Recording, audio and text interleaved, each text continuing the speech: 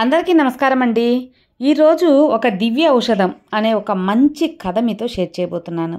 ఈ కథ ఆరోగ్యానికి సంబంధించే కాకుండా పూర్తిగా ఆధ్యాత్మికం.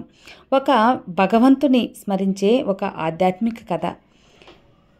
భగవంతుని విశేషత తెలిపే ఒక ఆధ్యాత్మిక కథ మీతో ఈరోజు షేర్ చేయబోతున్నానండి. Welcome back to our channel positive vibes in Telugu. ఇక ఆ ఇంట్రెస్టింగ్ అనే కథ ఏంటో చూద్దాం. పూర్వం అనలాసుడు అనే ఒక రాక్షసుడు బ్రహ్మదేవుని గురించి ఘోరమైన తపస్సు చేశాడు. ఆ ఘోరమైన తపస్సుకు మెచ్చి బ్రహ్మదేవుడు ప్రత్యక్షమై, నాయనా నీకు ఏం వరం కావాలో కోరుకో అని అనలాసురుడికి వరమిచ్చాడు. అనలాసురుడు, బ్రహ్మదేవా, నా నోటి వెంట అగ్నిజ్వాలలు వచ్చేలా వరమివ్వు. నన్ను ఎవరు ఎదిరించినా వాళ్ళు ఆ అగ్నిజ్వాలలో భస్మమైపోవాలి. అంతటి శక్తి నాకు కావాలి. ఆ వరం నాకు ఇవ్వు బ్రహ్మదేవా అని చెప్పి బ్రహ్మదేవుని అడిగారు. బ్రహ్మదేవుడు కూడా అలాగే, నువ్వు కోరుకున్నట్లే జరుగుతుంది అని తదాస్తు అని వరం ఇచ్చి వెళ్ళిపోయారు. అనలాసురుడు వరం ఇచ్చిన వర గర్వంతో తన అగ్నిజ్వాలలతో ముల్లోకాలను ముప్పు తిప్పలు పెడుతూ తను అరాచకం అనేది సాగిస్తున్నాడు. తనను ఎదిరించింది ఎవరైనా సరే యుద్ధం చేయడానికి వెళ్తే వెంటనే వాళ్ళందరినీ తన నోటిలో నుంచి వచ్చే అగ్నిజ్వాలలతో భస్మం చేసేస్తున్నాడు. అనలాసురుడు వరగర్వానికి ముల్లోకాలు బాధలు అనుభవిస్తున్నాయి. ఇక దేవరాజు ఇంద్రుడి పరిస్థితి మరీ దారుణం అయిపోయింది. దేవేంద్రుడు తన దేవతా పరివారంతో బ్రహ్మదేవుని దగ్గరకు వస్తాడు. బ్రహ్మదేవా, మీరిచ్చిన వరానికి అనలాసురుడు ముల్లోకాలని నానా తిప్పలు పెడుతున్నాడు. భూమి మీద కూడా తన అగ్నిజ్వాలల వలన మాడి మసైపోతున్నాయి. ఋషులే కాదు, మునులు అందరూ భస్మం అయిపోతున్నారు. ఇక మా సంగతి మీకు తెలుసు కదా, మీరిచ్చిన వరానికి ఉపాయాన్ని మీరు కూడా చెప్పాలి బ్రహ్మదేవా అని అందరూ కలిసి వేడుకుంటారు బ్రహ్మదేవుణ్ణి. బ్రహ్మదేవుడు చాలాసేపు ఆలోచించి, మీ సమస్యకు ఉపాయం నా దగ్గర లేదు. అనలాసురుడు చంపగల శక్తి వినాయకుడికి మాత్రమే ఉంది. అందరూ వెళ్ళి ఆ వినాయకుడిని ప్రార్థించి వేడుకోండి అంటారు. దేవతలందరూ వినాయకుడికి, ఈ సృష్టిని కాపాడు వినాయక, గణనాయక, బొజ్జ వినాయక, లంబోదర అని మొరపెట్టుకొని వినాయకుడి దగ్గరని తన గోరు అందరూ చెప్పుకుంటారన్నమాట. వినాయకుడు దేవతల బాధలు ఆలకించి తన సైన్యం సమేతంగా ఆ అనలాసురుడి మీద యుద్ధానికి వెళ్తారు. అనలాసురుడు వినాయకుని సైన్యం అంతటిని తన అగ్నిజ్వాలలతో భస్మం చేసేస్తాడు. వినాయకుడు దాన్ని చూసి విపరీతమైన కోపంతో తన తొండంతో అనలాసురుడిని పట్టుకొని లాగి అసలు నీ పూర్తిగా నోట్లో వేసుకొని మింగేస్తాడు వినాయకుడు. అయినా కూడా అనలాసురుడు వినాయకుడు పొట్టలో అగ్నిజ్వాలలు కక్కుతూనే ఉన్నాడు. ఆ అగ్నిజ్వాలలకు వినాయకుడు తట్టుకోలేక ఆ బాధతో అరిసి కింద పడిపోయాడు.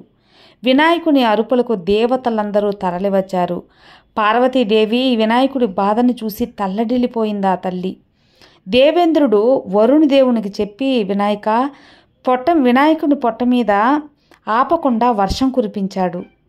వరుణదేవుడు ఆ వర్షం కురిపించినా కానీ ఆ అగ్నిజ్వాలలు తగ్గలేదు. ఇంకా వాయుదేవుణ్ణి పంపించి హిమాలయ పర్వతంలో మంచుగడ్డల్ని గణపయ్య పొట్టపై ఉంచమని చెప్పారు. ఎవరు ఎన్ని చేసినా వినాయకుడి పొట్టలోని మంటలు మాత్రం కొంచెం కూడా చల్లారటం లేదు. దాంతో అనలాసురుడు ఇంకా విజృంభించేశాడు. వినాయకుడి అరుపులు మాత్రం తగ్గటం లేదు. తన వినాయకుడి కడుపులో మంటలు విపరీతంగా వస్తున్నందువల్ల ఏమీ చేయలేని పరిస్థితి. దేవతల ప్రయత్నాలన్నీ విఫలమైపోయాయి. చివరికి 7 ఋషులు వచ్చి వినాయకుని పొట్ట మీద కట్టలుగా గరికను ఉంచారు. అంటే గడ్డిని ఉంచి ఆ గరిక రసాన్ని తీసి వినాయకుడి చేత తాపిస్తారు. అంతసేపు కడుపులో అనలాసురుడు వదులుతున్న జ్వాలల మంటలతో విలవల్లాడుతున్న వినాయకుడు 7 ఋషులు వచ్చి గరిక రసాన్ని తాగించిన తర్వాత ఆ గరికెను పొట్ట మీద పెట్టగానే ప్రశాంతంగా ఆ మంటలు తగ్గి సంతోషంగా లేచి కూర్చున్నాడు. అనలాసురుడు కడుపులోనే జీర్ణమైపోతాడు. ఇదంతా గరిక మహిమే అని అందరికీ అర్థమైంది. అందరూ చాలా తుచ్చంగా భావించే గడ్డిని ఇన్ని లక్షణాలున్నాయా, ఆ గడ్డికి ఇంత మంచి ఔషధ గుణాలున్నాయా అని వినాయకుడు కూడా ఆశ్చర్యపోయాడంట. ఈ గరికను దూర్వ అని సంస్కృతంలో పిలుస్తారు. తన బిడ్డ అయిన వినాయకుడి పొట్ట బాధ అంటే అగ్నిజ్వాలల కడుపు మంట తగ్గిందన్న తల్లి పార్వతీదేవి చాలా సంతోషించింది. అప్పటి నుంచి వినాయకుడు ఈ గరికతో నన్ను ఎవరైతే పూజిస్తారో వాళ్ళకు కోరిన వరాలు ఇస్తానని చెప్తాడు. అందుకే గరిక చాలా దివ్య ఔషధంగా భావిస్తారు. గరిక రసం తాగితే, గరిక కషాయం చేసుకొని తాగిన వాళ్లకు చాలా ఆరోగ్య లాభాలు కూడా ఉంటాయి అని మన ఆయుర్వేదంలో కూడా చెప్పారు కదా. అలాగే గరికతో మా విఘ్నేశ్వరుని పూజిస్తే మన ఇష్టాలన్నీ నెరవేరి సుఖశాంతులతో ఉంటారు. ఈ గరిక వలన మనకు ఎన్నో ఆరోగ్య ప్రయోజనాలు కూడా ఉన్నాయండి.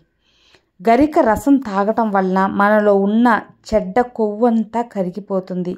కడుపులో అల్సర్ లాంటివన్నీ కూడా జబ్బులు తగ్గిపోతాయి. కడుపుకి చాలా హాయిగా ఉంటుంది. ఇన్ని ప్రయోజనాలు ఉన్న గరిక మనకు దివ్య ఔషధంగా ఉపయోగిస్తుంది. అంతేకాకుండా ఆ గరికతో మన విఘ్నేశ్వరుణ్ణి పూజించినప్పుడు విఘ్నేశ్వరుడు ఎంతో సంతోషించి మన అభీష్టాలను నెరవేర్చుతారు. ఈ గరిక ప్రయోజనాలు తెలుసుకున్నారు కదా. వినాయకునికి గరిక ఎందుకు ఇష్టమో కూడా మీకు తెలిసింది కదా. ఈ కథ మీకు నచ్చితే తప్పకుండా లైక్ చేయండి. ఈ కథ మరికొంతమందికి యూస్ఫుల్ అనుకుంటే తప్పకుండా షేర్ చేయండి. కొత్తగా మన ఛానల్ చూస్తే సబ్స్క్రైబ్ చేసుకోండి. మరో మంచి వీడియోతో మళ్ళీ కలుద్దాం. అంతవరకు have a good day friends. Thank you for watching. Bye.